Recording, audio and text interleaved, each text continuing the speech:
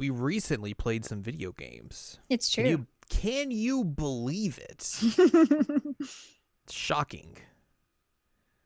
But I'm here to tell you that the video games, they're still a thing. Mm-hmm. They're still happening. And they'll keep happening until someone says stop. That's not ever going to happen. Video games stop. No! Hang on. I just got a Twitter alert that says all video games have stopped production.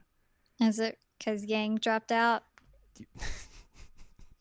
Biting political commentary here.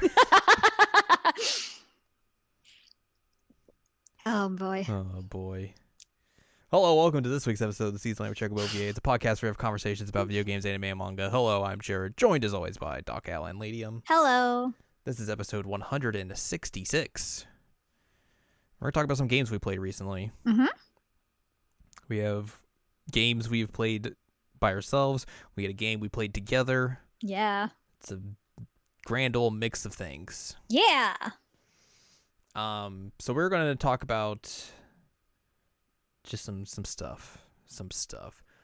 If you don't mind, I will go first because my solo game is pretty short to talk about, and we can get it out of the way. Absolutely. Quickly. Have at it. So that demo for the Persona 5 Muso came out, Mm-hmm. and I was like, I'll try that. Sure, why not? Because obviously, if you've listened to this program before, you know our feelings and thoughts about Persona 5. And also, Al is the Muso queen. Yep. And I know you're not going to play this, so I was like, I will take one for the team and see what is up with what's Koei Tecmo and Omega Force. What have they done this time? Usually great things. Al, it is sad to report that they've done it again. They've somehow made another weird licensed Muso game that seems to be good. They're really good at it. Like They are really shockingly good at it. Muso games, they're like that is their thing, and they are so fantastic at it when they just stick with what they're good at. To be fair, Okay. I know you are a big proponent and defender of the Muso series, or genre, I should say. You are correct. If you would have told people 10 years ago when fervor around Muso games was bad, Mm-hmm. that Koei Tecmo and Omega Force was going to produce like 3 big hit Muso games in 3 big series that are going to be well received, I think people would have looked at you and thought you were crazy. Probably, but I still would have been like, "Yay! Well, of I'm gonna course play you my would. Dynasty Warriors games." Woo! You're the exception to the rule here. Like Dynasty Warriors 7 still has one of the greatest video game openings of all time. Of all time. The fact that you have a favorite Dynasty Warriors opening says something here. I do. Dynasty Warriors 7 has one of the greatest openings of all time of any game. Like it may have been topped by Devil May Cry 5, but like it was up there that I would just repeatedly watch Dynasty Warriors 7's opening. Just like if you type in like DY on YouTube for me, it's just like Dynasty Warriors 7 opening. Is that what you want? And I was like, yep, that's exactly what I want. And then we watch it and I giggle to myself and then I move on with my life. Oh boy. So yeah, they're making a Persona Muso game. Yep. This is a sequel to Persona 5 actually, set 6 months after the events of P5. Is it canon? It is canon, yes, supposedly. Weird. At least that's what people are saying now. Weird. You never know, they might just backtrack on that later on. Yeah. It is coming to PS4 and Switch, which is the game that people saw the initials P5S and were like, "Oh, Persona 5 Switch." Yep. And then it was like, "Nah, just kidding, dog. We're making a Muso game." Which ultimate troll, man. I mean, that's a better option, really. Yeah. I played the demo on the Switch because I was curious. I think that was the first version of it that went up, and I was just like, I'll download this. I haven't seen the PS4 version, but if you have the choice between the two, and you're like, man, I want to see this game at the best graphical options it has, play the PS4 version probably. The Switch looks rough in some places. Like frame rate wise, excuse me, it's very solid. Like there isn't really any dips or anything, which is, for a Muso game, that's basically what you want. You don't want it to be like chugging all throughout the place, especially when you got enemies throughout the You mean the like entire play area. Hyrule Warriors on DS? Yes, exactly. So that all seems fine, but like it seems like it's a real graphical downgrade, which is not what you'd want from this kind of game. So yeah, there's that.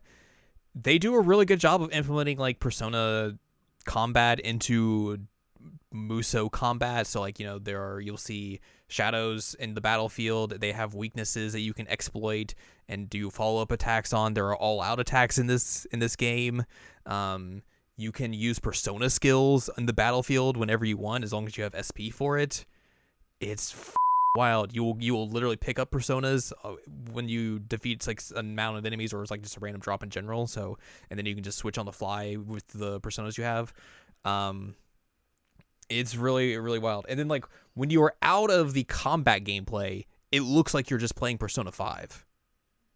And that is probably the weirdest part of this, where it's like you have to basically make your brain think this is not the JRPG I'm playing, because it looks exactly like it. They have revamped like some of the UI and presentation, like just upgraded it in a way that like it keeps in line with that first game, but it's like, oh, this is an improvement upon it, and it keeps in that same style, which looks good and everything. But like it's so weird because like it all like all the out of combat stuff controls like you're playing the JRPG, and it's baffling because it's not exactly what I was expecting coming into this.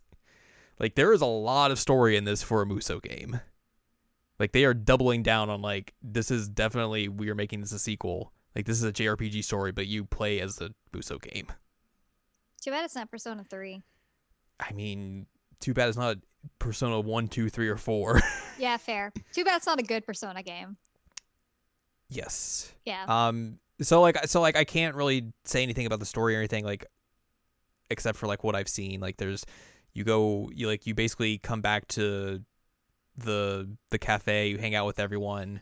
You learn about, you see this like weird idol girl, and then like you find out, oh, she's a shadow, or she's got some weird stuff going on that leads you into a fight. You meet like a new character who's like a robot, like a literal robot who can transform and do stuff that you get to fight alongside.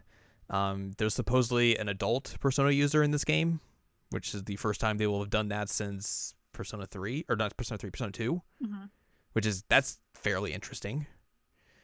So yeah, the Velvet Room is back, but it plays in line with the sequel Persona games, like the Persona 4 sequels, where Igor isn't there. You just see, we're past the statute of limitations on Persona 5 spoilers, aren't we? I think so. It's the fusion of the twins. That's okay. Who's there to meet you. But you're still in like the prison garb, and the Velvet Room is still like a prison. So I don't know what's going on there, but I'm assuming like you'll still go there and like fuse personas and do all that stuff.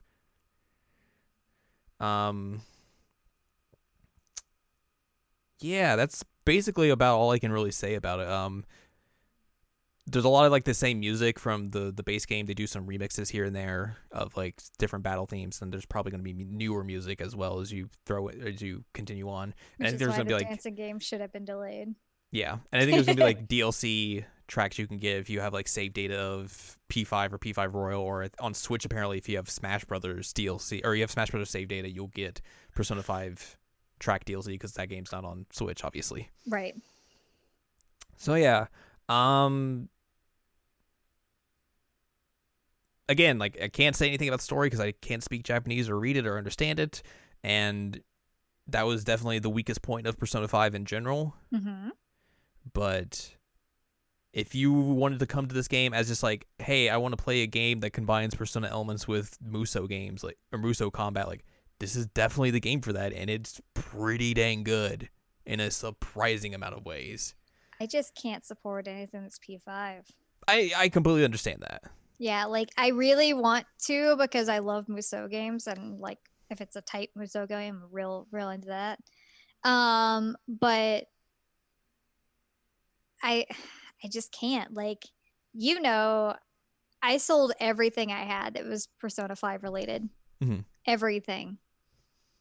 Got a pretty penny for it too. But I can't do it, man. Also, like, we had a disagreement over that one remix. It's fine. It's not good. That that's incorrect, but you know. If it didn't have lyrics, Well, it's not a battle theme if it doesn't have lyrics. if it didn't have vocals, It's the same vocals as the regular song. right, but it doesn't match. Like the way that they remix it sounds awful. But they did the same thing with like the opening theme for Persona 5 Dancing.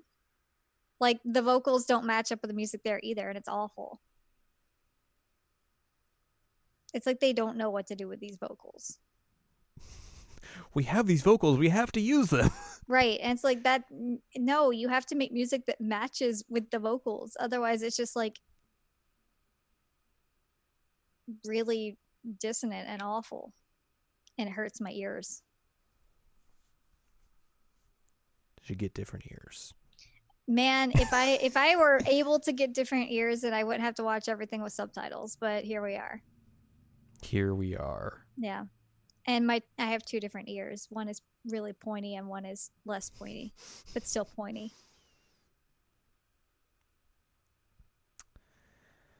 Well, yeah, that's the Persona. Mm-hmm. I don't know, that the gameplay's good, but everything else I'm just like skeptical about because it's got Persona 5 in the title, so I'm just like, eh. Right. That comes out on the 20th in Japan. There is no US release info because I don't think they've talked about that yet. So, but it'll probably come out over here. I would be highly surprised if it didn't, considering everything else that's come out over here. Right. But yeah, that's it. Play that demo on PS4 probably is the best thing if you want to play it.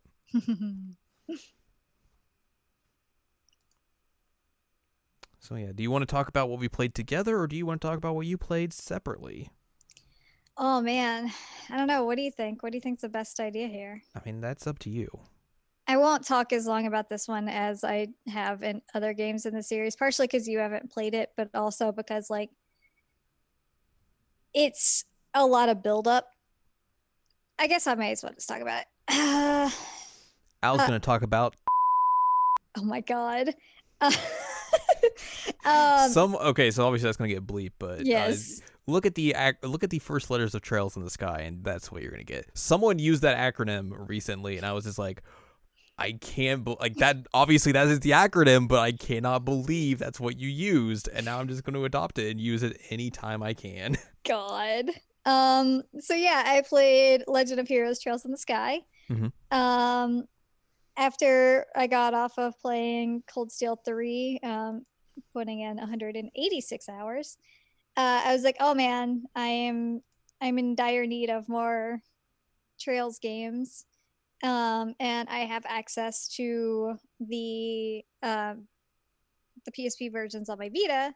So Mm-hmm. I'll just get first chapter and second chapter on my Vita and play those. So I guess for background info, this came out like a long time ago. Like 04? Yeah, this is for Windows in 04, for PSP in 2006, and then the US version came out in 2011. So a while after the fact. Yeah, because of how much text they had to translate. Yeah. So yeah, I played through it, and I know that you had looked at it and said that it was quite slow. So I was worried about whether or not I could actually play through it, but I didn't really have that issue. The gameplay is very, very similar to Cold Steel. Like it's still, you know, you have your S crafts, you have moves you can use with your BP.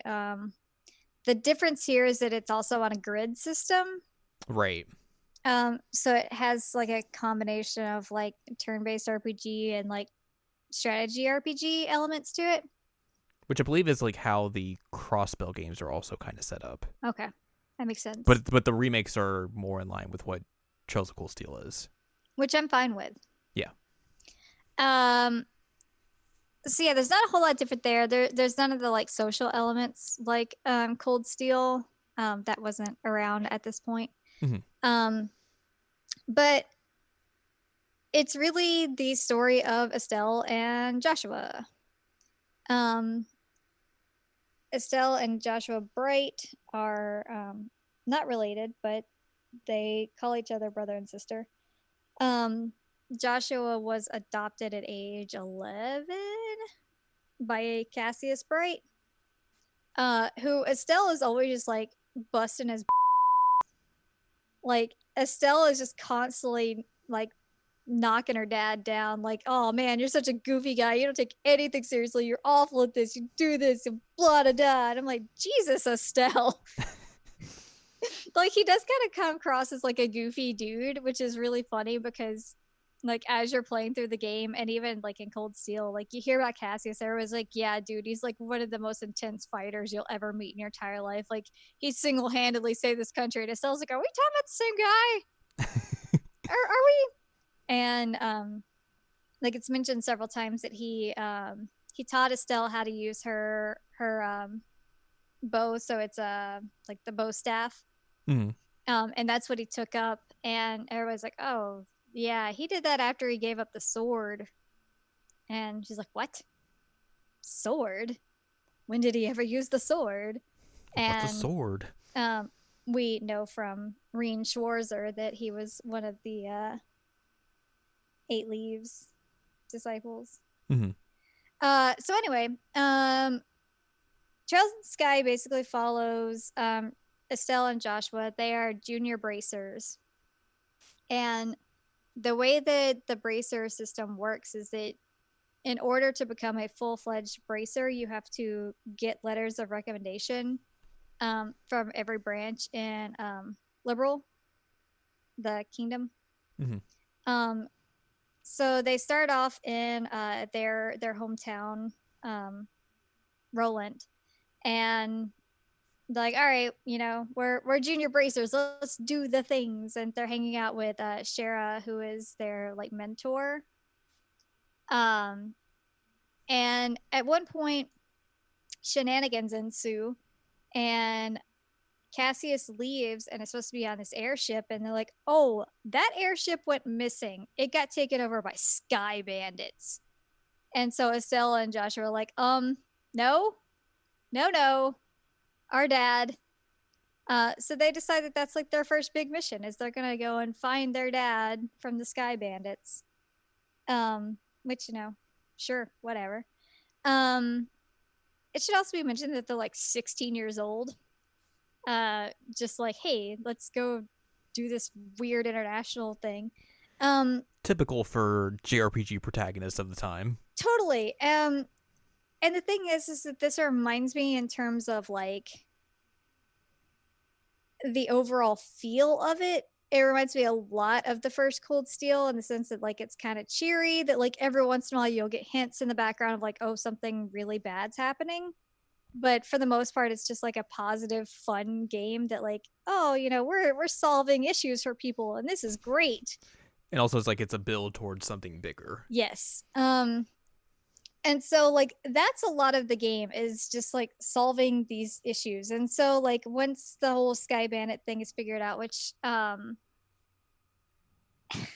there's one point where you're trying to get information about like where these bandits might be, and you go talk to, I think he's a major, he's some military dude, and he hates bracers, absolutely hates them. And I was like, interesting.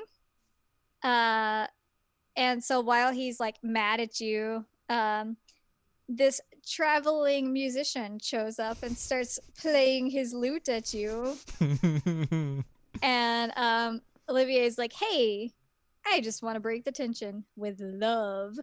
And so essentially he's like that the whole time, and it's hilarious. At one point he hits on Shara, he hits on Joshua, and then like Estelle's like kind of yelling at him because she doesn't like him, but then also like, hey, but what about me? And he's like, oh, you're not sexy. I was like, Olivier.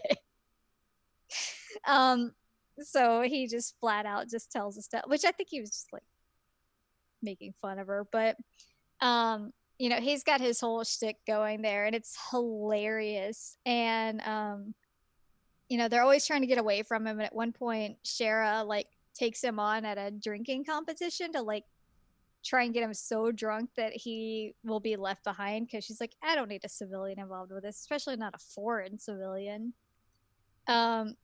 He just like shows up while they're making plans. He's like, oh yeah, I just puked up everything and now I'm good, let's go.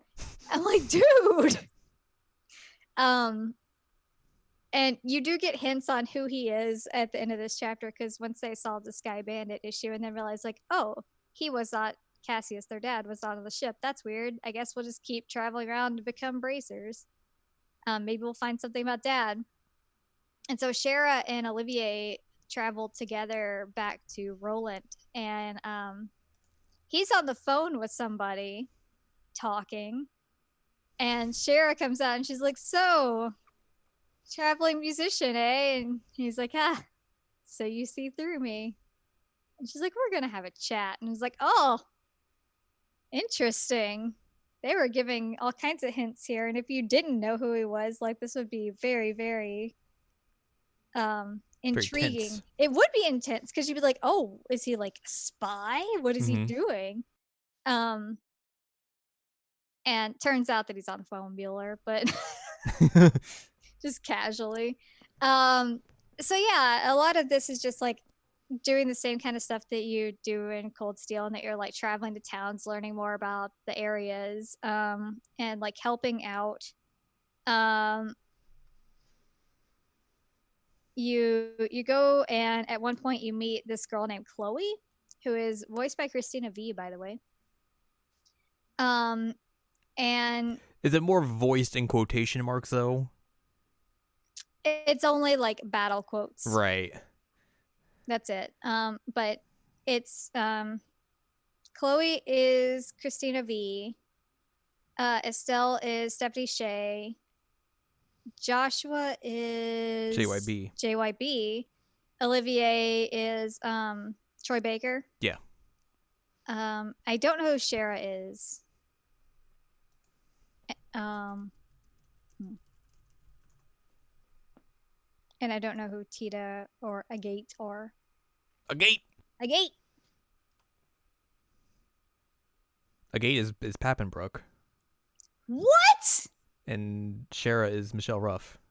Okay, Michelle Ruff makes sense. Pappenbrook, I very rarely used Agate in battle, so I didn't hear him talk a lot, but I'll have to like go back and listen to that. And also I'm gonna play the second one, so he'll be in that too, I assume. But yeah, essentially if like you're thinking of like, oh, these are, it's not voiced at all. It's like not voiced in the same way that like the later games have become. No, there's it's just like, oh, here's some quirks in battle, quips.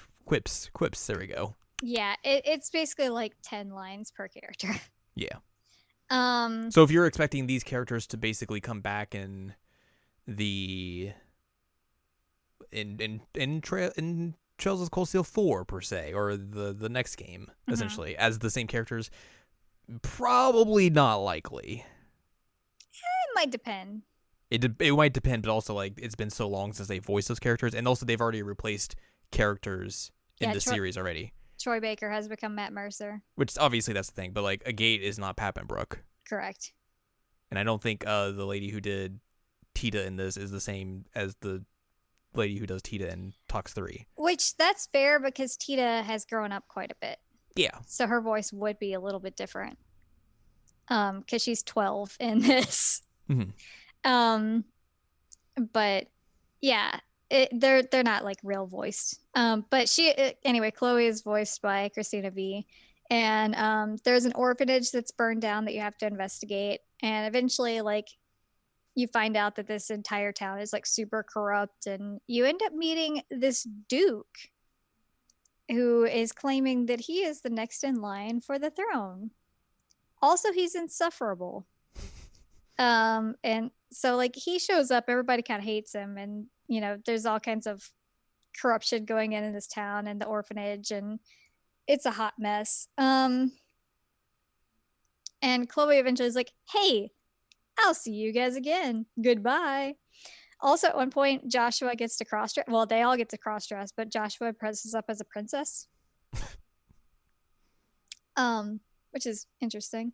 And this is where Estelle starts realizing that she might have feelings for him. Because at the beginning, she's all like, oh, hey, who do you have a crush on? Like, hey, you want me to hook you up with some girls? Like, what are you doing, buddy? You're awful with hitting on people. And so they're going through this. And then during this play that they're in, Chloe is playing a knight and Estelle's playing a knight. and they are fighting for the princess who is Joshua. And at one point, Chloe is like, "Oh, hey, I kind of wish that our roles were reversed." And Estelle's like, "Why would you wish that?" She's like, "Oh, because of the kiss scene." And Estelle's like, "Oh, kiss? What?" And then like during the play, she gets like super jealous when she realizes that they're actually going to kiss, and even brings it up like much later in the game. She's like, "Yeah, you kissed Chloe." And he's like, "No, we didn't. Like that was fake. We didn't actually kiss." And she's like, "Oh, oh, good. Wait, why am I relieved?" So she's having these feelings show up. Eventually you get to go hang out with Tita, um, who is again 12, and has very low HP, so don't use Tita in battle. She's a And scrub. her HP is like over half less than everybody else. Jesus. Like it's a mess. I had people with like 900, 1,000 HP, whatever, and hers is like 430. I'm like, ooh, Tita. So you get to hang out in Zeiss and meet the professor, and we know a little bit about this family because of what we've played before. Agate shows up some and is Agate. yeah, he's basically like Sundari the whole time. He's really grumpy. And at one point, the professor gets kidnapped, and Tita is like, "You know what? I'm just gonna grenade launcher this ship that took my grandpa." And Agate one is like, "That was a terrible idea. Why would you grenade launch the thing that he's on?" But two, like they end up shooting at her, and Agate like takes the bullet, jumps in front of her, and they're like, "Oh no, this is a poison bullet. What is gonna happen?" A poison bullet. Yep. And so Tita like helps nurse him back to health, and when he wakes up, he says a name, and Tita's like, "Who is this person? Who is it?" But then he becomes a lot softer towards her after that and takes care of her. It's Agate. It's Agate. You end up saving the professor, who is researching this artifact that the kiddos have been carrying around that their dad left for them. And they're like, "Oh, hey, this is a weird artifact. It like shuts down everything like Orbital related. That seems bad." It is bad. Probably fine. So Professor is rescued, but him and Tita and Agate are on the run now. At one point, Chloe gets kidnapped in a different scene, and you're like, "What the heck is going on?" Also, you find out that like this one dude who's been showing up every once in a while, like, "Oh right, he's behind all this. This is really bad." So they decide that they're gonna go to the main town of this. It's called Grancel, and they're gonna meet the queen because it's the queen's birthday. So there's a fighting tournament. They're gonna enter this fighting tournament, and they're going to meet the queen. They're going to give her a note from the professor. And at one point, they have to give a note from Chloe's bodyguard. And they're just like, "Oh, God, we're giving so many notes." And there is this guy named Zane, I think is his name. Yes. He is from East. The place that we haven't been yet. The east side. Yes. Starts with a C. Calvard. Calvard, yes. He's from there. And he's huge. And so you team up with him, and then at one point, what? Are you serious? His voice, yeah. Oh my god. And so they're like, "All right, we're gonna join up with you. We're gonna win this fighting tournament. Also, we might need a fourth." And then like coming down the stairs playing the lute. It's like, "So I hear you might need somebody else." And they're like, "Were you listening the whole time, just waiting for the opportune moment?" "Yes, I was." So Olivier gets to be your fourth. He just was visiting the Erebonian embassy. I wonder why he would be doing that. I don't know. I wonder why he would be in for the queen's birthday and visiting the Arabonia embassy. Yeah, he's very popular. Makes sense. He's a musician after all. A traveling musician. Exactly. He's in high demand. So nobody's shocked. Well, Estelle is very shocked, but I was not shocked when it turns out, oh, Chloe is actually the queen's heir. She's the princess. What? She's like, yeah, I thought you kind of like knew that, but whatever. And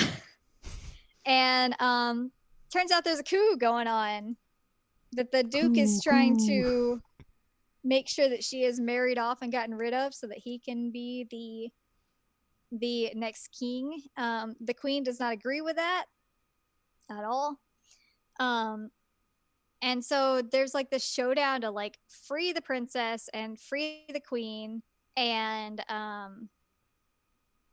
there's also this like white-haired man that shows up and is super intense and beats the crap out of you, which I actually beat him in that fight, so yay me. But like story-wise, but it does the video game thing, like, oh, I'm actually beating you. Yeah. Well, apparently, like you're not supposed to beat him. But I did. It was great. Owl gonna owl. Yeah, and then he jumped off a balcony, and Joshua walked in and was like, "Hey, who are you guys fighting?" He's like, "Oh, it was this man with a scary look at his face with silver hair," and he's like, "Who? What?" And he just kind of like shuts down for a minute. Everybody's like, buddy, you okay?" Like, yes, everything's fine. I'm fine. It's all good. So eventually they find out like, oh hey, there's this big like scheme in place by this colonel man. Not the colonel man. To to summon like these awful forces and also a mech. What? And so they go and they're like supposed to stop him from doing his thing. Turns out he doesn't remember anything that he's been doing once you beat him at all. And Joshua's like, hey, do you remember how you found out about this artifact? No. Do you remember how you found out about this place? No. Interesting. And they're like, yeah, he's not faking it. Like he really doesn't know. Also, like at one point with the mech, everybody is fighting it, and the colonel's like, "You guys need to leave. I will fight it off." Bah!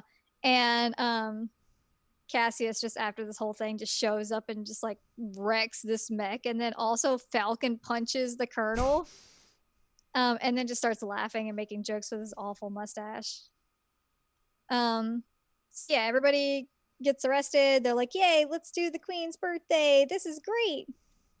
And so Estelle and Joshua are hanging out, and Estelle makes reference at one point of like, hey, you know, I should tell you something about feelings. And he's like, what do you mean about feelings? And he says like he's gonna stay with her, and she like is not sure how to interpret that, so she freaks out. She's like, I'm gonna go get us ice cream right now, and runs off. And so Joshua's like thinking about everything, and he's sitting on this bench waiting for his ice cream, because that's what people do in Trails games, is get ice cream. And this professor shows up that's been like showing up every once in a while in the game. He's, you know, your absent-minded professor type character. Is he going to turn bad? Yes. What? Yeah. So he has the ability to manipulate minds. He has the ability to mind. He does. So he can have people forget things. AKA he was the one that was behind the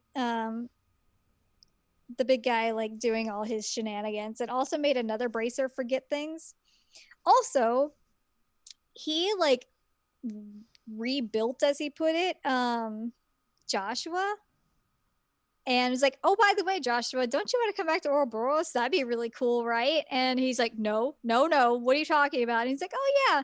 By the way, you've just been feeding Ouroboros information about Cassius for the past 5 years. Good job. And so Joshua starts having like a freaking breakdown. And so this guy's name is not Professor Alba. He is Weissman. And Weissman is kind of like messing with his head. And then when Estelle gets back, she's like, hey, have some ice cream. He's like, yeah, I'll have that ice cream now. Um, Everything's fine. everything's fine. Let's go back to the castle where we're staying tonight. And he's had this harmonica that he plays like randomly through the game. And there's this other point like where they're talking about who's going to stay in what rooms, and Estelle is staying with Shara and Cassius is staying with Joshua. And Estelle kind of like protests that. And Cassie's like, well, you could stay with me and we could chat, and Shara could stay with Joshua. And Estelle's like, no, absolutely not. She's like, I don't like the idea of Joshua sharing a room with Shara. And so he ends up going up onto this like castle garden area, and he's playing the harmonica. So Estelle goes up there and is like, oh, hey buddy, what up? Like, let's do some chatting. And he essentially is like, yeah, this has been great, and I've had a great time these 5 years, but I gotta go now. And she's like, what do you mean you gotta go? Gotta bounce. He's like, yeah, I left the oven on. He's like, yeah, so you've been asking about my past for the past 5 years. Here's my past. I'm an assassin. I tried to murder your dad 5 years ago. I failed. And so your dad adopted me and took me in. And I've just been kind of like biding my time. But turns out I've been like planting information into Ouroboros. And so like, I'm not happy with myself. I'm just going to leave now. And she's like, well, you can't leave. I'm in love with you. And then realizes like, oh, I said this. I said that out loud. I said this at a bad time. And he goes over and he like grabs her face and gives her this big old smooch. And she falls to her knees and he's like, what? And he's like, oh yeah, that's a sedative. Doesn't have any side effects. You're fine.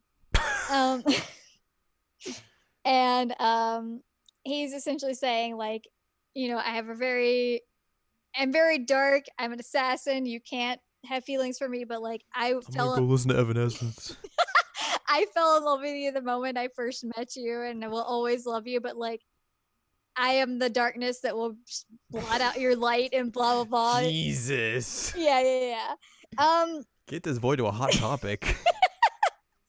And then he's like, hey, thank you. Also, like, super duper love you. Okay, bye. God, he even has, like, in this game, I'm looking at the art, he has prime mid-2000s emo hair.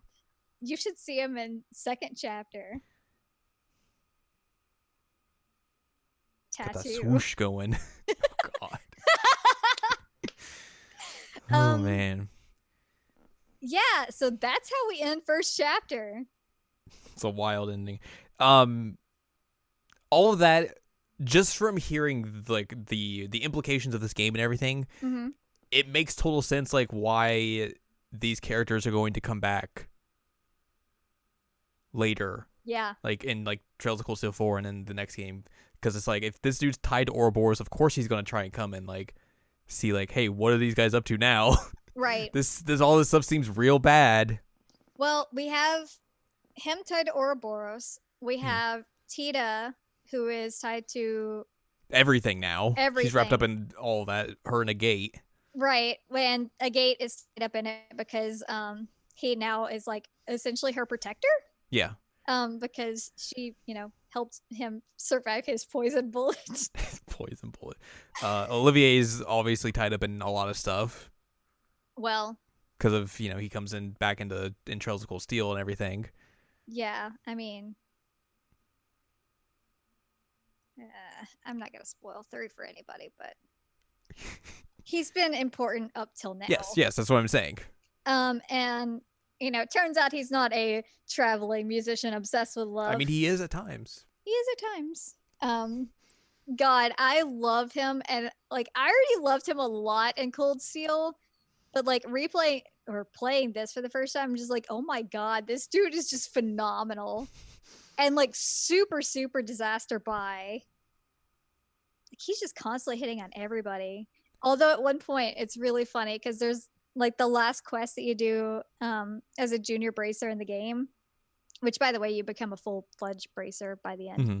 You and Joshua both do. And you meaning Estelle.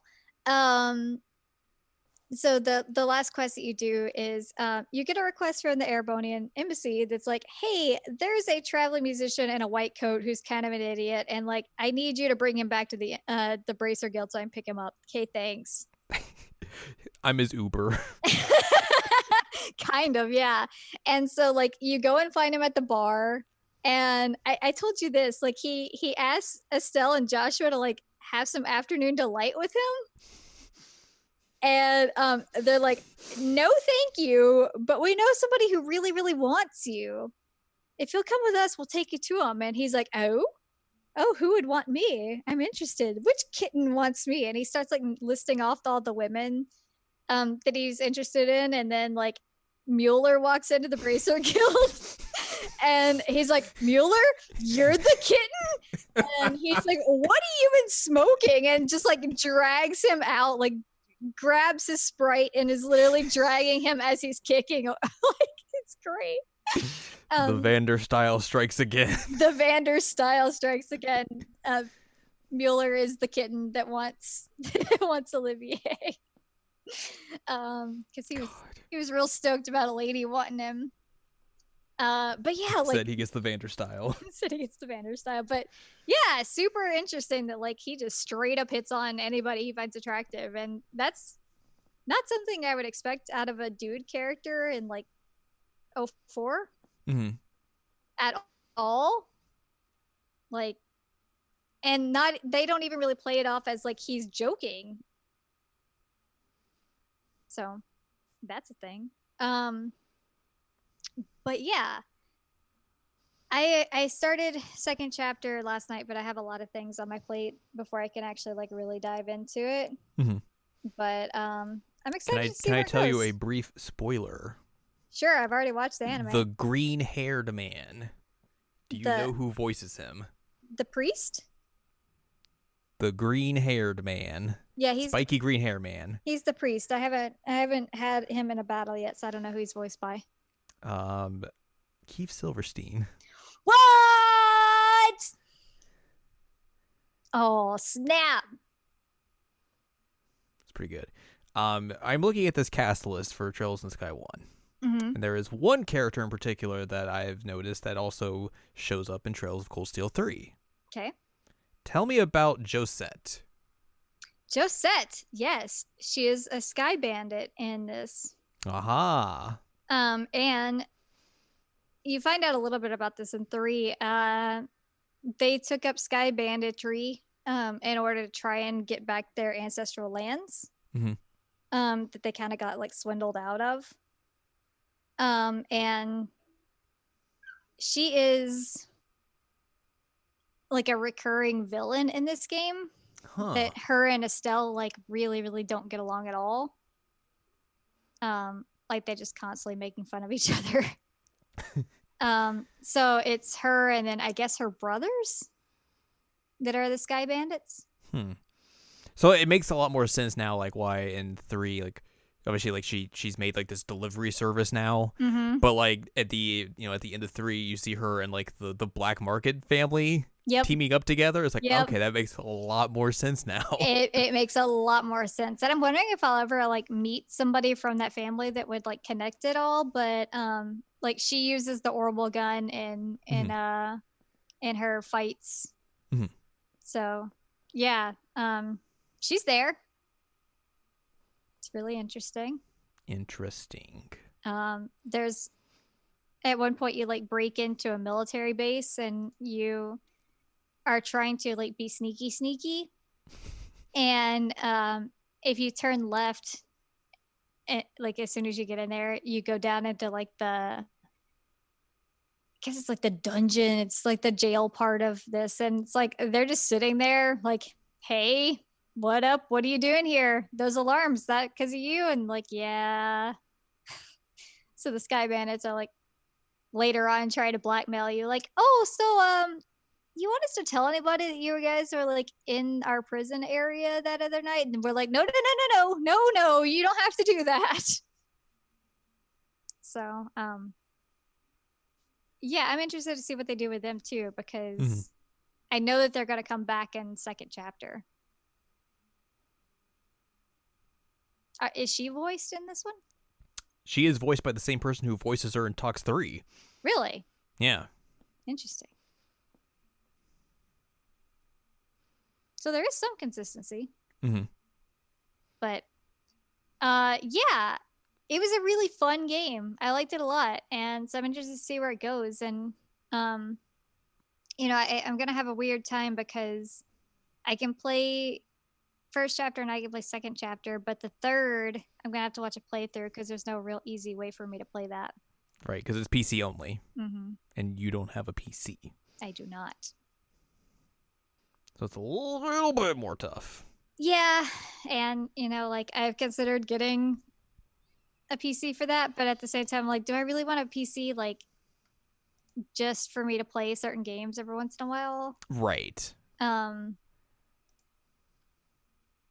and I mean that would have to be something that I like. That's a hefty investment for It just it a few is. games. It is. But it's a thing. So I think I'll probably just watch a playthrough of it so I can get the gist of what's happening. Well, there you go. I will eventually join you in learning about these early games. Ooh, you're gonna play? I don't know. I haven't decided if I'm going to play or just watch playthroughs. So, but eventually I'll be right there along with you as we Yay! get on the road to Tux 4 whenever that decides to come out, and also hopefully the Crossbell revamped games. Crossbell games. Yeah, Oh, I'm so excited for those. definitely. But that is not all we've played. We played the Stranger Things 3 Stranger game, Things. and I'm happy to report bad licensed games are back. Yeah. Oh man, this is a game, all right.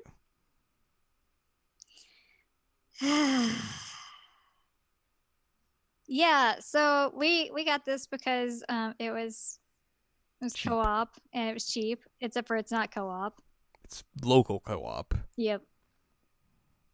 Um so we're like, yay, we'll play this, and we did. And it sure was a video game. Yep. Oh boy. So So I you guess go ahead. I was gonna say basically probably what you're about to say. So for clarification, Mm-hmm. you are a fan of the series, Yes. and basically that was kind of the reason I was like, hey, you like that series? Let's play this game. I haven't seen it. I don't know anything about it. Mm-hmm. But I will join you along and tag along with this because that'll probably be fun. If the game's bad, we can at least have a good time out of it by just being goofballs and weirdos. Mm-hmm. So yeah, like coming into this, I don't know anything about it. I kind of have vague understanding of the characters just from like Pop culture. osmosis, pop culture osmosis, and that's about it.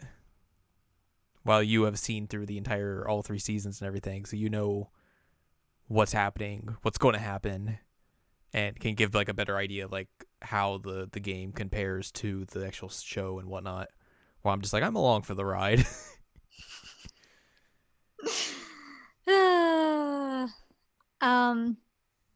Yeah, so it essentially like goes through, and that's what I was gonna say, is it goes through the story beats, like the big story beats of the show, the third season, like pretty on the dot. There's no real like, I guess, synopsis of like, here's what happened in the last 2 seasons for you. So if like you were coming into this blind, you were just kind of going into it blind. So yeah, you really didn't know anything other than like what you had just picked up on by existing on the internet, right? Yeah, basically. So what did you know before you played this game? It's set in the 80s. Yes. There are kids. Yes. There's some adults. Mm-hmm. Hijinks. Mm-hmm. supernatural stuff. Yes. That's about it. Okay. So you didn't know anything about like the Russians or Eleven's story or anything with the Byers family, none of that. Nope. So a lot of those references were probably pretty lost. Yeah. And it's funny because like you get this entire like cast of characters that you play as, and some of them are just not good to play as at all. Yeah. So that's kind of annoying that like it's really, really imbalanced. Like really imbalanced. And so you start as Lucas and Mike in the basement with a baseball bat and a slingshot, which the slingshot's actually pretty canon. That's all right. No, I mean, it's canon that he carries a slingshot with him at all times. But as a weapon in the game, it's all right. Yeah, the baseball bat, not so much. And so you really just played through the story of Stranger Things 3, and you're picking up characters as you go along. The art style is very weird. It's very much like here's a pixelized art style, but it's not invoking really like 8-bit or 16-bit. It's more just like it's an indie game that invokes pixel art style. Yeah, that's what it feels like. And there's explore. Oh, go ahead. I was gonna say there's a lot of just like ways they try and like make you come back to areas specific, like, oh well, you have like there's this door you can't get through because you don't have the specific character, or these vents you can't get through because you don't have the specific character, so you'll come back later and get whatever goodies are behind them, which was annoying. Yeah, it's a lot of like forced replayability essentially is what the game's trying to go for, but it's like it's not that great of a game to begin with. So yeah, and I honestly have no idea what the gnomes are referencing, which is a weird thing to have happen. Yeah, like I do not know what the gnomes are referencing. There's no like real gnome thing in the series. I'm like, why are there gnomes? But you have to find 50 gnomes for a guy. Because you have to have collectibles. Who turns out to also be a gnome, but he just murdered a guy for his house. As you do.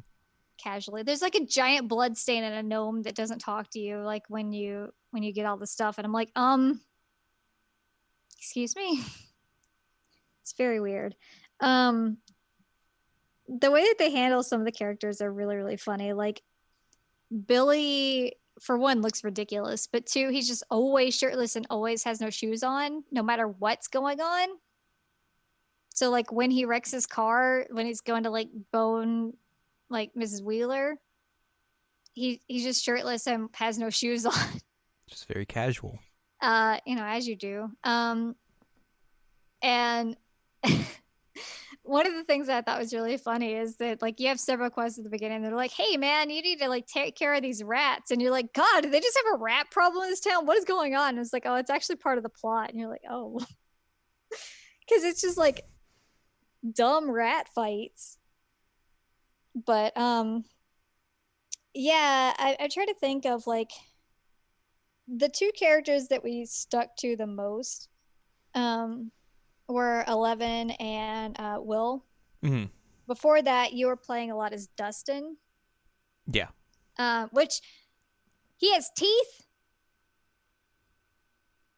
And I know that he had the fake teeth in this one because he did the thing, but I can't do the purr. But even still, it was weird to have like giant teeth on this character who like that's one of his defining features is he doesn't have teeth. And there's a lot of just back and forth between like Starcourt and the like suburbs. A lot of back and forth. And I don't think that this would make a whole lot of sense unless you had seen the season. I mean, correct me if I'm wrong. I think it does a decent enough job of like being its own self-contained story. Mm-hmm. Of just being like, hey, weird things have happened in this town. Weird things continue to happen in this town. And, you know, we have to figure out a way to stop it. Like, it's a very general story. Like, It's nothing too, like, outlandish or anything that like it's hard to like wrap your head around, but at the same time you can clearly, you know, understand that like, oh, obviously, you know, if I'd watched the series in any shape or fashion, that I would know exactly, like I would pick up on these references, I would pick up on like the history between these characters, I would pick up between like, or pick up on like, you know, specific little bits and pieces of history about like the world and everything. So like a lot of that is missing, but I think overall, just like as a general story, it's fine. But at the same time, if I knew more about it, I'd probably would have enjoyed it better than how it is presented to me as someone who has basically no knowledge of it. I mean, I will say that as someone who does have knowledge of it, it wasn't that great. Okay. One of the things that I found very odd, and I mentioned to you several times while we were playing it, is that like the Russians in this look very, very Nazi-esque. And like Russian uniforms don't look anything like Nazi uniforms. Also, they're not wearing uniforms in the show. It's very, very odd. So like one of the big things about the show is that they're like trying as hard as they can to blend in. Because, you know, you're in Indiana and you have like a crew of Russians. That's Russian hotbed, Indiana. Let me tell you, as someone who knows a thing or two about Indiana, you just walk out the door and it's like, man, that person's Russian. That person's Russian. They're everywhere. They're like, hello, dos Vodonia. God. I will say the whole he does. The mayor subplot is very downplayed in this. Like you barely see him at all. Yeah, it's like he shows up a couple times and this is like, hey, you're a jerk, and he's like, yeah, I know, don't hurt me. Yeah, it's very, very weird. This game is really hard. Yeah, even like on co-op, which you would think would be like you would have the better advantage. Yeah. And even on the easiest difficulty. Yeah.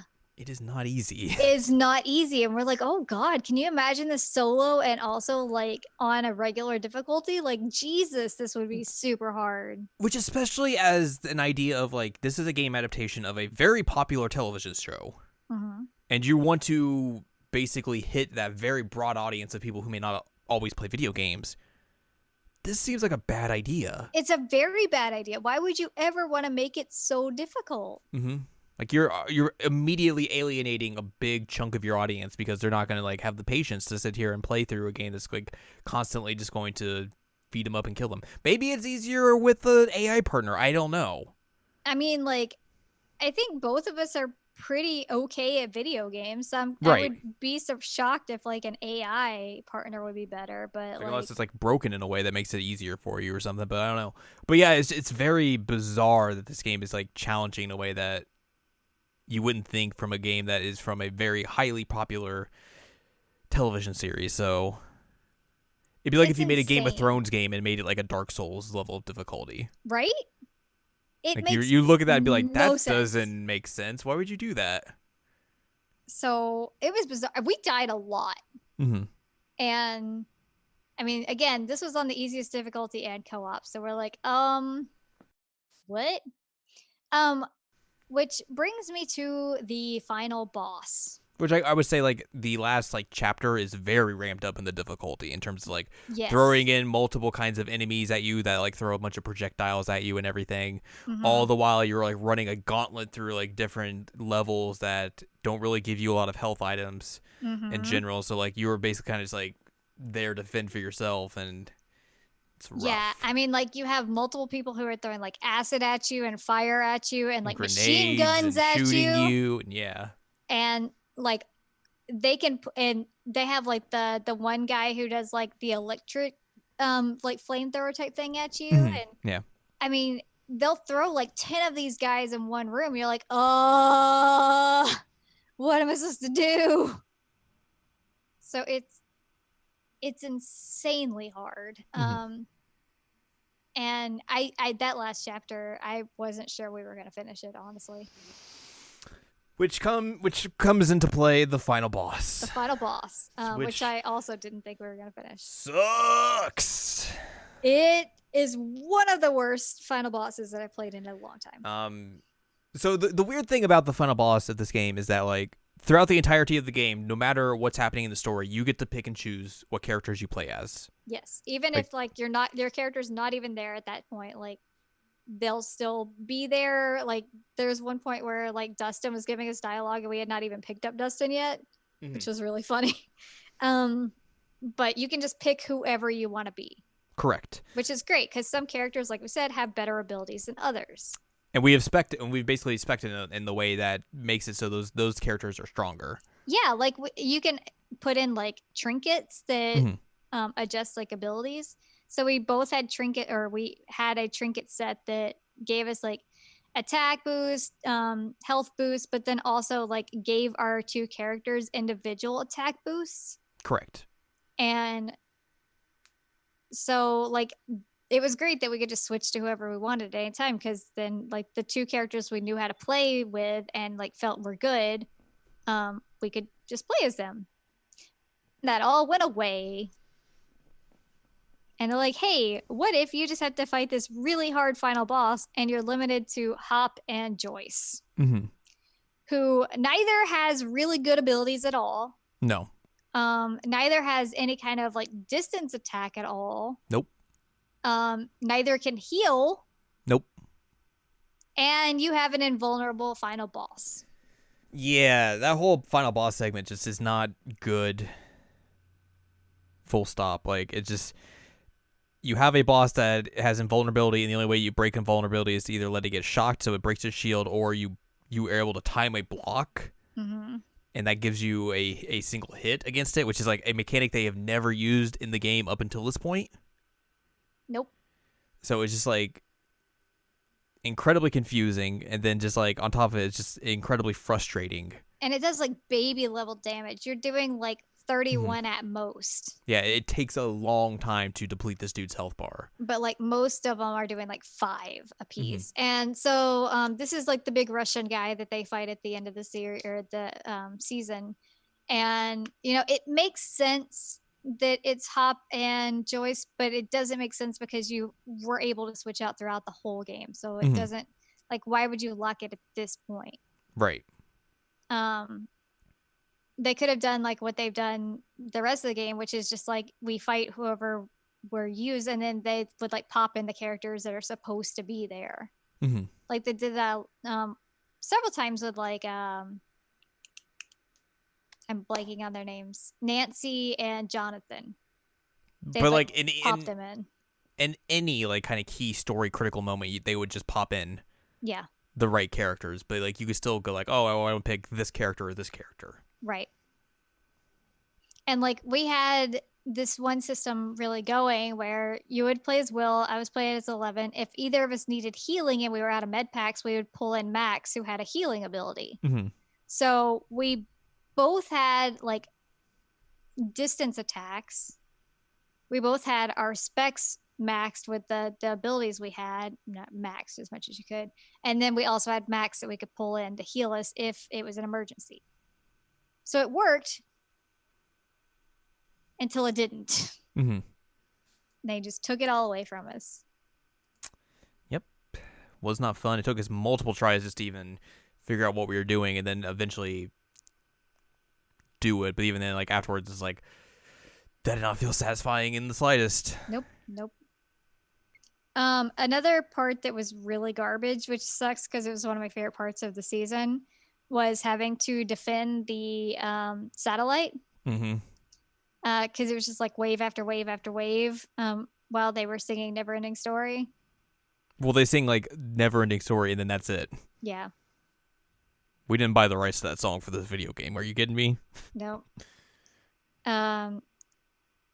And I mean, at one point I was just like, oh my God, are they just going to keep sending things? And it finally ended. I'm like, oh, thank God. But it was really, really frustrating. Yeah. Yeah, this game wasn't good. Nope. We did all the quests. We got all the gnomes. We have all the trophies but one. And we will not get that trophy because it is to play on New Game Plus. And there is no way that we are doing that to ourselves. Nope. No, absolutely not. There's another mode that's like permadeath, and it's just like, why would you do that? Why would anyone ever want to do that? God, it makes no sense. What a frustrating video game. Yep. But hey, at least we had fun. We were playing together. We got to experience bad licensed video games again. Yay. They're back. They're back. What are we going to do now? And they're better than ever. Are they? Are they? But yeah, that's the thing. Stranger thing. The Stanger thing. The Stanger things. Thangs. Thanks. But that's the games we played recently. Yeah, that was our game grab bag. Mm-hmm. Some good, some bad, some in between. Some that would be good if they weren't Persona 5. Some in between. Yep.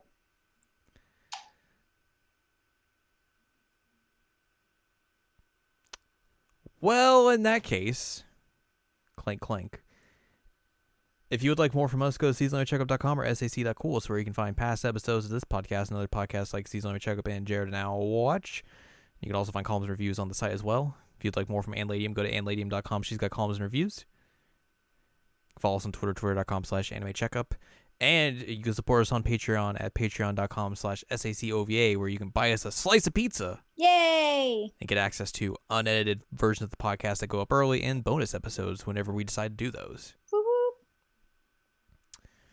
Next week, I think we're going to kind of do a little bit more of catch-up work. Mm-hmm.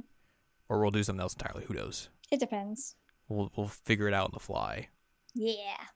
So until then, play good video games. Play good licensed video games. That aren't Stranger Things 3. That aren't the Stanger things.